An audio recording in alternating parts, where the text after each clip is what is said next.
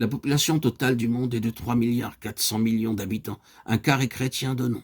Nous pouvons dire que les chrétiens sont en une majorité dans le monde. Mais combien dans ce nombre sont nés de nouveau? 1 sur 100 seulement. Numériquement, nous pouvons être forts, mais spirituellement, nous sommes faibles et stériles. En apparence, nous sommes très riches, très grands, mais nous n'avons rien dans les poches. Mes parents avaient l'habitude de m'envoyer de l'argent lorsque j'étais au collège en Angleterre. J'avais pris l'habitude de leur envoyer de fausses notes de frais. Tout était tellement cher. Je portais de magnifiques habits, de belles cravates, des costumes coûteux, mais je n'avais rien dans les poches. C'est la condition de beaucoup en ce jour. Il y a eu des constructions magnifiques, des écoles, des collèges, mais on voit peu de vie spirituelle parmi les pères, les prédicateurs, les évêques, les missionnaires et autres. Nous sommes spirituellement rétrogrades, n'ayant qu'une vie réelle en nous. Et pourquoi une telle situation? Pour l'œuvre de Dieu, nos conducteurs comptent sur leur argent et leur sagesse. Dieu déclare, non par la force ni par la puissance, mais par mon esprit. Et encore, souvenez-vous, je vous ai destiné à être des chandeliers d'or purs, pour que ma lumière brille sur tous les peuples, afin que les hommes puissent connaître ma grandeur et ma gloire.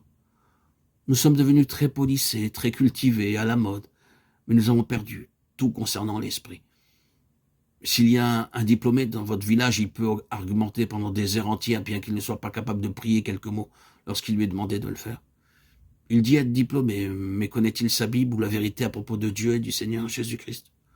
Combien de soi-disant chrétiens tombent quotidiennement dans le péché, sans victoire sur la tentation, remplis de convoitise, parce que ceux qui les ont enseignés pensaient pouvoir faire l'œuvre de Dieu avec la sagesse humaine. Voilà le message de Dieu à de telles personnes. Vous êtes chrétien seulement de nom, mais vous n'avez pas la vie. C'est le message du chandelier d'or. Sur l'autre côté du chandelier, Zacharie vit un olivier. Il interrogea l'ange. « Qui sont ces rameaux d'olivier » ? « Ce sont les 2 oins de Dieu, répondit l'ange, et Zacharie demanda de nouveau, « Qui sont-ils » ?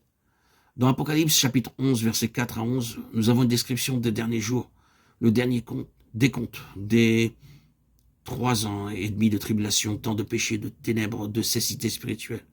En ce temps-là, Dieu lèvera 2 témoins qui prophétiseront pendant 1260 jours. Ce sont les 2 oliviers, les 2 témoins fidèles du Seigneur Jésus-Christ.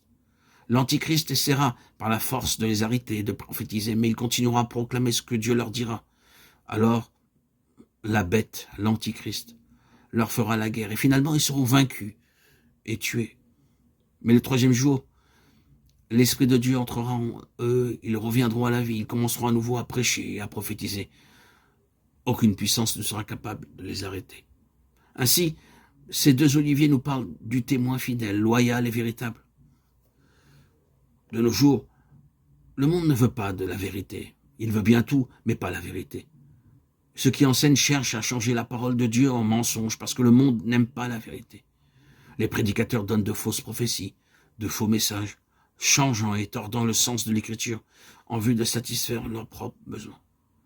C'est la condition de ces derniers jours. Les gens veulent uniquement des histoires, des berceuses, des histoires enfantines qui les fassent rire. Ils ne veulent pas de la Bible, mais des paroles d'hommes. C'est ce que la Bible prophétise. Aussi, nous ne devons pas être surpris quand nous voyons ces choses arriver partout. Mais les véritables chrétiens continueront de briller comme des chandeliers d'or.